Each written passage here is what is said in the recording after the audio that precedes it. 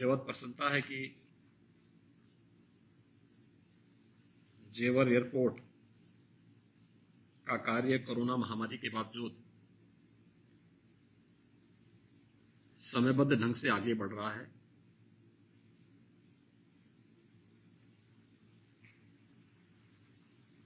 उत्तर प्रदेश के विकास की दृष्टि से यह एयरपोर्ट न केवल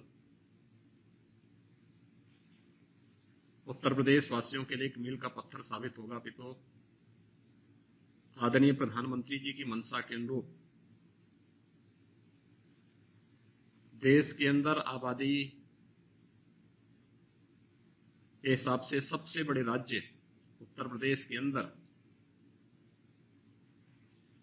एयर कनेक्टिविटी को और बेहतर करने, राष्ट्रीय और अंतर्राष्ट्रीय उड़ानों की दृष्टि से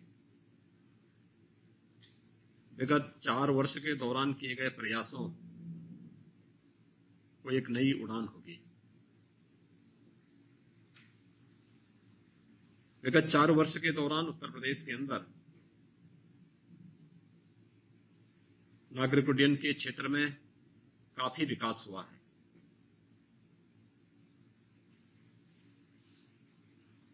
दो 2017 तक उत्तर प्रदेश के अंदर मात्र 4 एयरपोर्ट फंक्शनल थे। उनमें भी ईमानदारी से 2 एयरपोर्ट में ही वायु सेवा चल पाती थी, जिनमें प्रदेश की राजधानी लखनऊ और वाराणसी। गोरखपुर में एक फ्लाइट वह भी कभी कभी आ पाती थी और यही स्थिति आगरा की थी। लेकिन आज मुझे बताते हुए प्रसन्नता है कि आज हमारे 8 एयरपोर्ट प्रदेश के अंदर क्रियाशील हैं,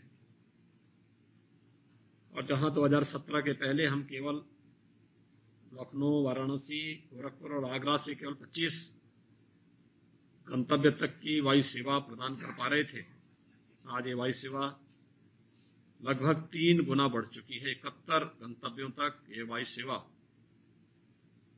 तेजी के साथ आगे बढ़ी है और 8 एयरपोर्ट हमारे क्रियाशील हो चुके हैं। कुशीनगर में इंटरनेशनल एयरपोर्ट के रूप में हमारा कार्य लगभग पूरा हो चुका है और कभी भी हम इस एयरपोर्ट को इंटरनेशनल फ्लाइट के लिए प्रारंभ कर सकते हैं।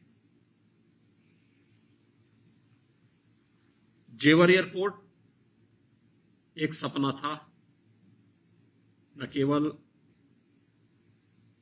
मेरठ कमिश्नरी के नागरिकों के लिए भी, तो उस क्षेत्र का जो सबसे आर्थिक रूप से विपन्न क्षेत्र है वहां के लोगों के लिए भी। मुझे याद है जब हम लोगों ने जेवर एयरपोर्ट के बारे में एक चर्चा प्रारंभ की थी, लोगों में एक सकारात्मक संदेश तो गया था, लेकिन वहां पर उसी तर्ज पर काफी बड़ी मात्रा में वही लोग फिर से सक्रिय हो गए थे जिन लोगों ने नोएडा, ग्रेटर नोएडा या यमुना अथॉरिटी के बनते समय मीडिएटर बनकर के विकास के कार्यों को बाधित किया। और उस समय जिला प्रशासन के सहयोग से हम लोगों ने किसानों से सीधे बातचीत की। मैं अभिनंदन करूंगा जेवर एयरपोर्ट के अंतर्गत आने वाले उन सभी गांवों के किसानों का जिन्होंने हमें लोकल प्रशासन के साथ मिलकर भूमि अधिग्रहण की दृष्टि से सकारात्मक माहौल बनाने में योगदान दिया और राज्य सरकार पर, स्थानीय प्रशासन पर विश्वास करते हुए समयबद्ध ढंग से इस कार्यक्रम को आगे बढ़ाने में भरपूर मदद की।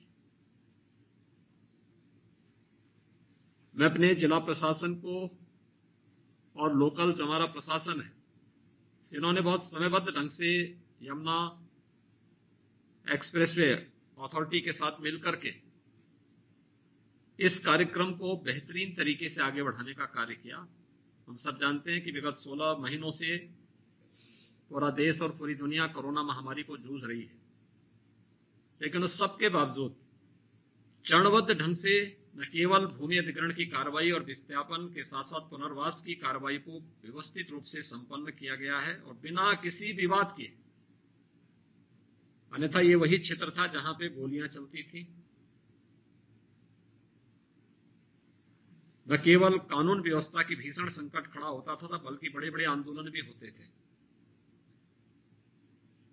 लेकिन आज कितना शांतिपूर्ण तरीके से एक बहुत बड़े प्रोजेक्ट को लेकर के वहां पर राज्य सरकार सफलतापूर्वक आगे बढ़ रही है।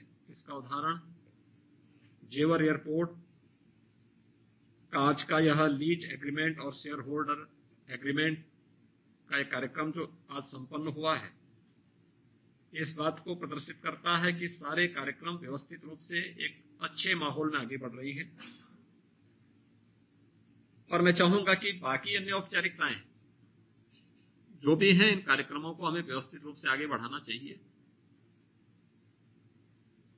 जेवर एयरपोर्ट हमारे लिए भविष्य की उन संभावनाओं को आगे बढ़ाने का एक बेहतरीन माध्यम है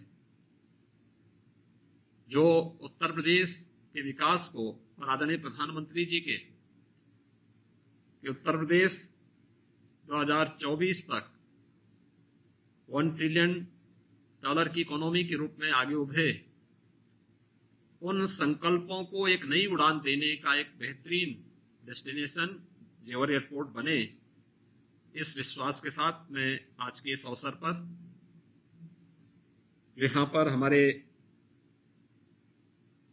जो एक कार्यक्रम है लीज एग्रीमेंट और शेयर होल्डर एग्रीमेंट संपन्न हो रहा है, मैं इसके लिए दोनों पक्षों को हृदय से बधाई देता हूं, अपनी शुभकामनाएं देता हूं। विश्वास करता हूं कि हम समयबद्ध ढंग से इस पूरे प्रोजेक्ट को आगे बढ़ाएंगे और